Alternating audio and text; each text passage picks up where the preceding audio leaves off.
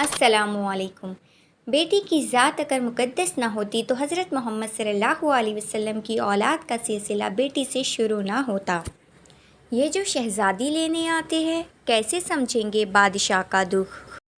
چڑیاں ہوتی ہے بیٹیاں مگر پنکھ نہیں ہوتے بیٹیوں کے، میکے بھی ہوتے ہیں سسرال بھی ہوتے ہیں مگر گھر نہیں ہوتے بیٹیوں کے۔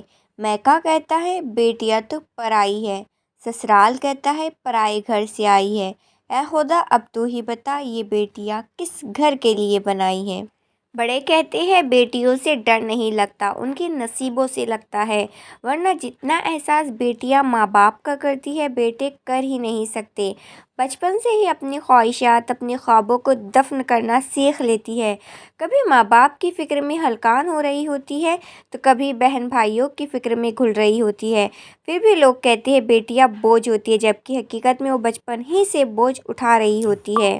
بیٹیاں تب بڑی نہیں ہوا کرتی جب وہ سسرال چلی جائے، وہ تو بڑی ہو جایا کرتی ہے جب وہ اپنی ماں سے چھوٹے چھوٹے دکھ اور بابا سے چھوٹی چھوٹی ضرورت کا اظہار بند کر دیتی ہے تاکہ ان کو تکلیف نہ ہو۔ بیٹیاں کسی باپ پر بوجھ نہیں ہوتی، اگر وہ رخصت کر کے تم کو سونپ دیتا ہے تو یہ اس کی مجبوری ہے، کیونکہ آج تک کسی نے بیٹی کو گھر نہیں بٹھایا۔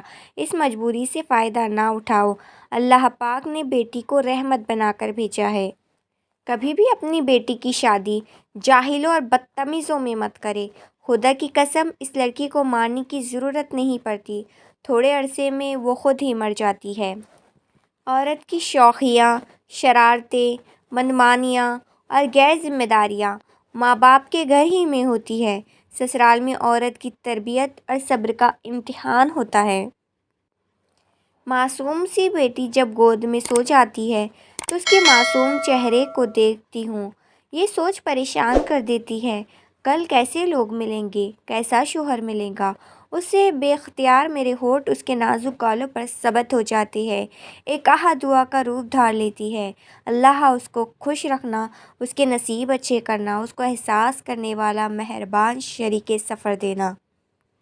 لڑکیاں تتلیوں کی مانند ہوتی ہیں، محبت اور قدر کرنے والوں کے ہاتھ لگے تو رنگ نکھر جاتے ہیں اور بدقسمتی سے ناقدروں کے ہاتھ لگ جائے تو ان کے رنگ مدھم پڑ جاتے ہیں۔